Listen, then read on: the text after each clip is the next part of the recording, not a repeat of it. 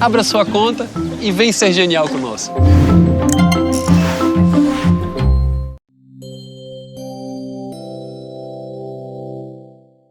Demônio é o Deus do outro, sempre é assim. Uma figura capaz de sintetizar a ideia do mal, você consegue administrar o mal de uma forma mais eficaz. Imperador do inferno, senhor de todos os demônios, Satanás. A gente pode falar na separação entre igreja e Estado, mas com muita dificuldade a gente poderia falar na separação entre religião e política. Quais são os segmentos sociais que invocam uma ideia de Deus? As plataformas políticas mais frágeis vão buscar recursos no imaginário social. Nada melhor do que a religião. O uso de Deus é um uso mercadológico, um uso marqueteiro.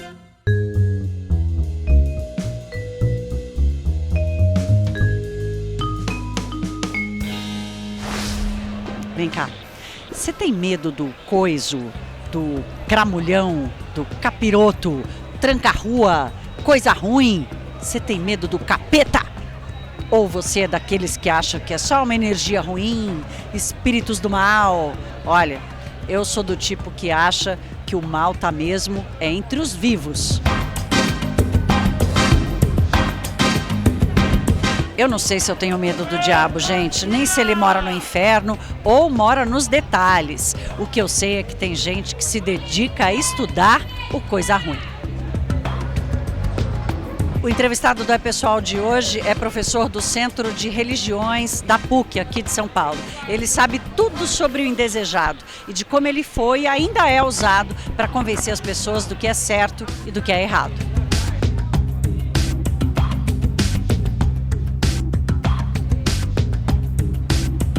Você faz ideia de quantos nomes o coiso tem? É tanto jeito de chamar o sujeito que a gente vai mostrar ao longo do programa vários desses exemplos. Você tem alguma sugestão? Dizem que ele mora nos detalhes, mas será que esse sujeito tem endereço com CEP tudo, ou lá nas profundezas dos infernos, enfim? Quem vai nos responder ou tentar nos responder isso é o nosso entrevistado de hoje no É Pessoal, o professor Edim Abmansur, que é chefe do Departamento de Ciências da Religião da PUC de São Paulo. Professor, bem-vindo ao É Pessoal. Muito obrigado. Quantos nomes esse sujeito tem só em português? Olha, é difícil dizer. Só no livro O Grande Sertão Veredas, do Guimarães Rosa, são 72 nomes. Que ele usa. E é interessante fazer um estudo só sobre os nomes do diabo. Se a gente compara, por exemplo, os nomes que John Milton escreveu um poema chamado Paraíso Perdido no século XVII, os nomes que ele usa lá, Astarote, Asmodeu, Mamon, e Lúcifer, vários outros, e comparar isso com os nomes que Guimarães Rosa usa, por exemplo, no Grande Sertão Veredas, já dá uma diferença muito grande. Canho, o pé de pato, o capa preta, o sujeito, o sem nome, não se diz, o que não ri, né? O sério. O que não ri é muito interessante. Tem outros nomes também, né? O rapaz, o cramulhão, o tinhoso. E apontam para a natureza ou compreensões muito distintas a respeito do demônio, né? Da influência dele, da crença nele. Nas igrejas neopentecostais modernas, contemporâneas, nossa, jamais abaixaria lá um Beelzebub, que é um dos nomes do demônio que está lá na Bíblia e que está lá no Paraíso Perdido. Mas por que essa negação? Porque com Beelzebub não se lida, é difícil lidar. O que você faz se o Beelzebub abaixa no meio de um culto? Agora, se abaixa o Exu ou abaixa um demônio mais familiar, mais conhecido, você domina. Uma das formas de dominar é justamente nominar. A nominação é uma das etapas da dominação. Mas como é que ele vai saber se é Beelzebub ou não? Basta o pastor dar o nome, se ele responder, é ele, ponto. Então ele chama de Exu, ou chama de Oxum, ou qualquer Ogum, qualquer coisa do gênero. Se o, entre aspas, endemoniado reage a isso, é aquele mesmo. Mas são demônios conhecidos, demônios entre aspas, né? Demônio no conceito das igrejas neopentecostais, ou no caso da Igreja Universal. Porque são os orixás dos cultos afro. São as mesmas entidades com sinal trocado. Tem um preconceito embutido aí, não? Ah, tem muito. Muito, né? Nossa. É o Exu, é o Egum, o Ogum, é o Xumaré, alguma coisa do gênero, que são as divindades do panteão africano. Na verdade, essa coisa do demônio, o demônio é o deus do outro, sempre é assim. O deus de um povo a ser conquistado é visto como demônio. Ou é incorporado positivamente, como o cristianismo fez no seu processo de expansão, incorporou muitas divindades dos celtas e de outros povos. Aquelas que eram passíveis de serem incorporadas positivamente viraram os santos na Igreja Católica.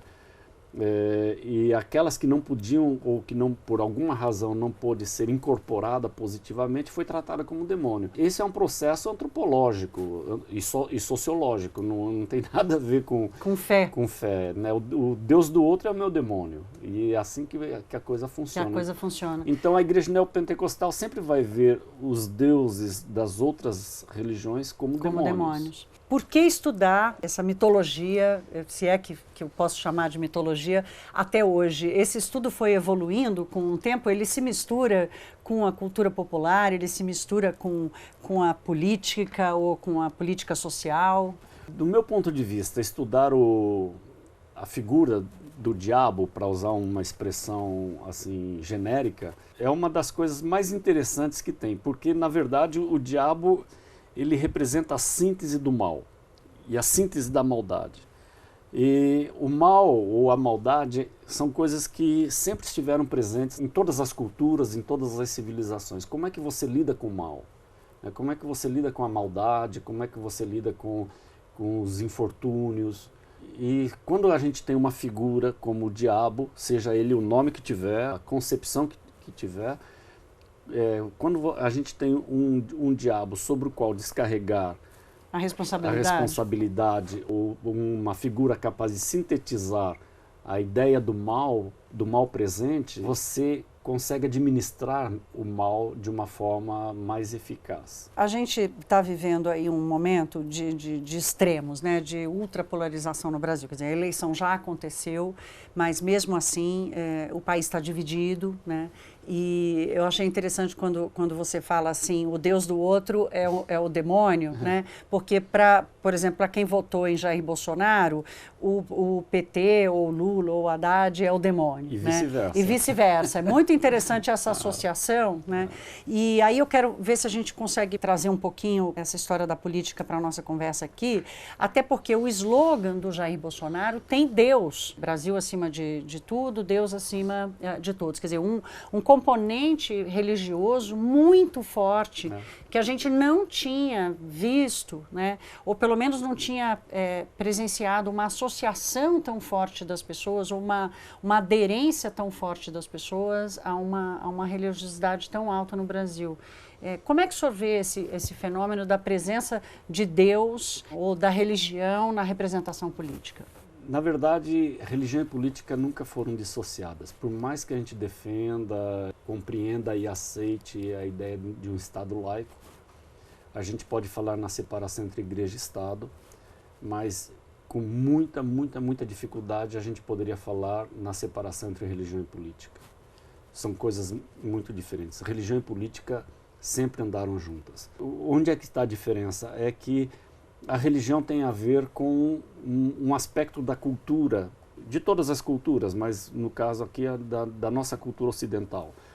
A cultura ocidental, em grande medida, foi formada levando em conta e com a presença e a forte atuação do pensamento religioso, do pensamento teológico. Não haveria Ocidente sem isso, não haveria civilização ocidental se não fosse o pensamento religioso e a teologia cristã, principalmente. Deus no slogan, né? Assim, a coisa da religiosidade sendo chamada a compor, inclusive a decisão, né? A bancada evangélica que apoia agora Jair Bolsonaro, ou mesmo os evangélicos no Brasil.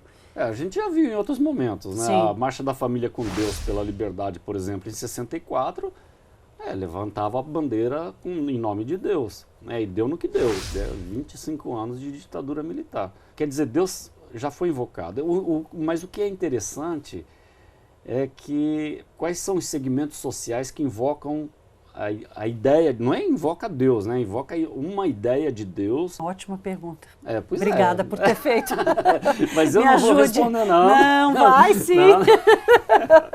A maneira como eu interpreto. Claro. Com certeza, outro cientista político vai poder dar outras interpretações. Na minha forma de ver, quando um partido ou um segmento social sente necessidade de invocar o nome de Deus para fortalecer a sua posição, para mim representa ou denota uma fraqueza de proposta política.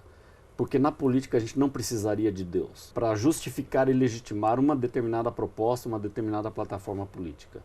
Então as plataformas políticas mais frágeis vão buscar recursos semânticos, recursos retóricos, no imaginário social, né? E nada melhor do que a religião, não apenas Deus, mas também o diabo, para fazer essa angariar fiéis. Nesse sentido, o uso de Deus é um uso mercadológico, um uso marqueteiro, né? Não tem nada a ver com Deus, na verdade, né? Tem a ver com a necessidade de conquistar votos, dada a fragilidade de proposta política, você vai lançar mão de outros tipos de argumentos. E a fragilidade social também? De aderir a esse tema? O fato do brasileiro ser muito religioso, essa coisa ter despontado?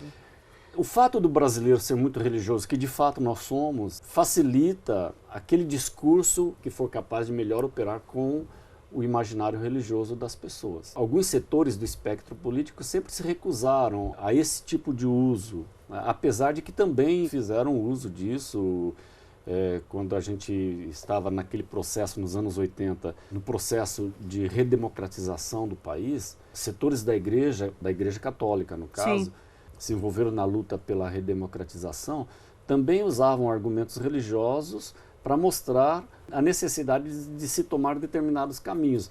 Mas é interessante que não é simplesmente falar em nome de Deus de uma forma genérica. É um Deus que se concretiza em coisas muito concretas, como, por exemplo, a defesa dos direitos humanos, a defesa dos povos indígenas, a defesa do migrante, do estrangeiro, do negro, dos gays. Então, a ideia de Deus se materializa de uma forma muito concreta.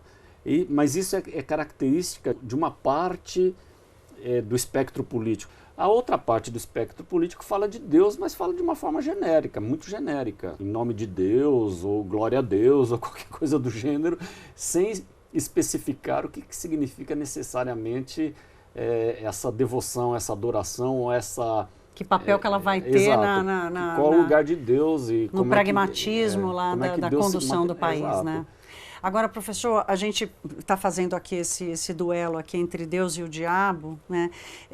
Deus fortemente presente na política e o diabo com outros nomes, né? Com comunista, fascista, vermelho, enfim, de direita, torturador. Quer dizer, se Guimarães Rosa tivesse vivo, talvez ele adicionasse à sua literatura todos esses nomes que a política nos brindou nesse último ano. Como é que você acha que esse duelo vai se dar, já que se Deus está muito presente no imaginário, o diabo também não vai aparecer? Quer dizer, ele não tende a crescer a responsabilização do diabo se as coisas derem errado? É possível, né? Para mim seria uma novidade. Se o discurso político, a razão política fosse toda ela reduzida a um discurso religioso, pode ser, mas eu acho que existem segmentos na sociedade que ocupam do centro-esquerda ao centro-direita, né, essa parte mais central do espectro político, que entende a necessidade da gente construir uma narrativa política para o país. Objetiva, né? E não uma narrativa religiosa. Os extremos talvez optem por narrativas religiosas, secularizadas ou não, por falta justamente de uma articulação de um raciocínio explicitamente político. Dentro do espectro político, a gente chama a discussão para um campo de racionalidade. Nos extremos, a gente foge da racionalidade. E aí é um Deus nos acuda, né? Porque, literalmente, nossa, né? Deus nos acuda literalmente. Literalmente. Porque se o discurso que a gente tiver sobre o país e sobre as pessoas e sobre os diferentes segmentos sociais descambar para uma narrativa religiosa, Exagerada. a demonização do outro pode trazer consequências muito nefastas. Indesejáveis, muito né? indesejáveis, Absolutamente né? indesejáveis. A religiosidade veio acompanhado desse conservadorismo, né, que cresceu, a coisa da família, do homem e da mulher, dos costumes, né, mais conservadores. Agora o sujeito fala, eu sou liberal na economia e sou conservador nos costumes. E dentro desse contexto, a bancada evangélica, né, que está há muitos anos formada no Congresso Nacional, está ganhando destaque. Como é que você enxerga essa influência na legislatura? Você teme ou percebe um afunilamento aí das ideias conservadoras ganhando corpo no legislativo? Eu creio que cresceu bastante. Os setores, vamos dizer assim, mais liberais em relação aos costumes. Eu acho que eles perderam bastante cadeiras na atual legislatura. Perderam. E eu acho que a gente vai assistir aí algum retrocesso no que diz respeito a esse campo que a gente chama o campo dos costumes, né, que tem a ver com o modelo de família, tem a ver com a questão dos direitos da mulher determinar o seu próprio corpo, né, Comportamentos sociais, comportamentos sociais, questão da legalização das drogas, uma demonização, por exemplo, dos migrantes, dos mais pobres e, enfim, eu acho que a gente vai assistir isso, infelizmente, por conta de um perfil mais conservador do Congresso. Houve, de fato, um retrocesso.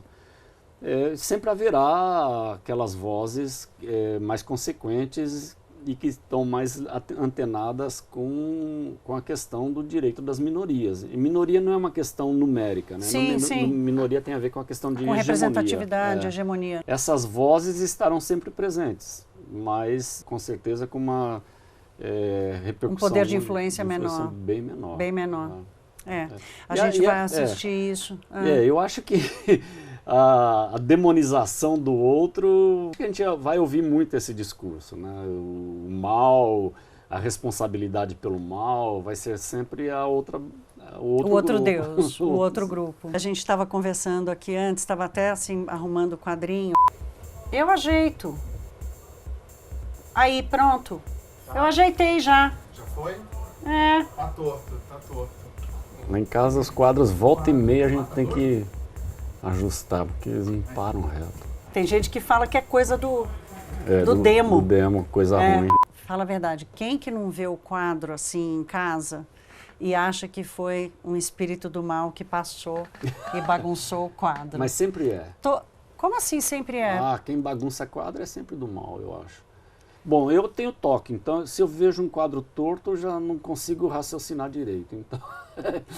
Então pronto, eu já arrumei aqui de novo. Eu sou cristã, meu pai era ateu, a minha mãe nunca nos guiou assim na religião, mas eu acredito em Jesus Cristo, eu acredito em Deus, eu acredito nos espíritos, eu acredito na reencarnação, eu acredito na boa energia ou nos espíritos do bem e tal. E aí na reencarnação também? Ai, não sei, eu acredito num monte de coisa. Você Por é mais que eu não católica? tenha... Não, eu não sou católica, eu nunca frequentei a igreja, mas eu acho que eu tenho ali o que a gente resolveu chamar de espiritualidade. E o contraponto, que é a coisa do diabo, está sempre presente. Aquele ditadinho, que lazai, lazai. Né?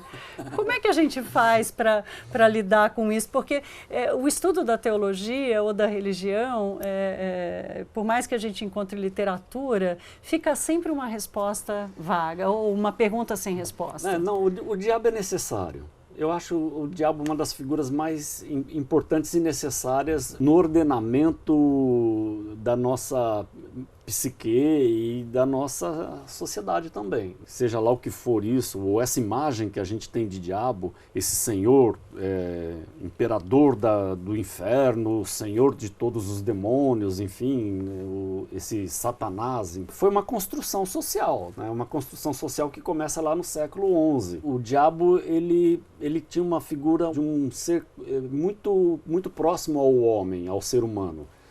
E ele vai adquirindo características grotescas, sentado num trono, comandando todas as hostes do mal. Tridentes, né? Essas iconografias que a gente tem do diabo representam assimilações de deuses gregos, deuses celtas, que o cristianismo fez na imagem do diabo. Mas ele vai adquirindo essas características grotescas, menos humanas, mais animalescas a partir do século I. Foi muito importante na época. A Europa era assim, centenas e centenas de pequenos povos, aldeias, vilas, pequenas etnias, grupos cada um com sua língua, com seu dialeto, com seu demônio, com seu Deus. A tarefa que o cristianismo teve foi de unificar tudo isso e trazer todo esse universo de culturas, deuses e demônios para um único veio. E a figura do demônio foi uma figura importante que ajudou na unificação. E no final das contas o diabo impõe limites, né?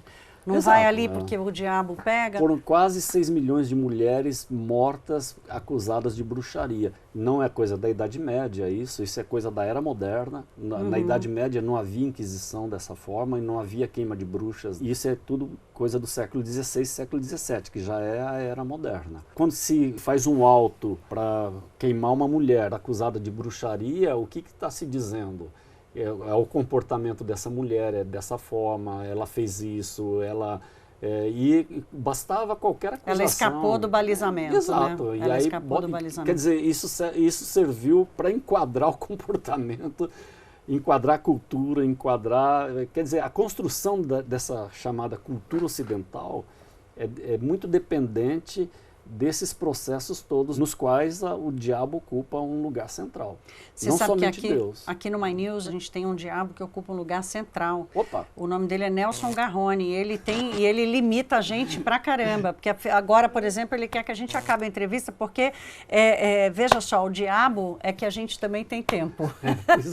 Ainda bem. Então, o nosso diabinho predileto, que de maldoso não tem nada, o Nelson Garrone, pede para eu te agradecer. Aqui não é pessoal, a gente despede assim, para transmitir energia Tá do certo. bem, Ok. para o quadrinho não mudar de lugar. Tá certo. Obrigada, professor. Foi uma conversa, nossa, dava vontade de continuar aqui eu queria bastante. muita coisa. Volte mais. Ok. Obrigada.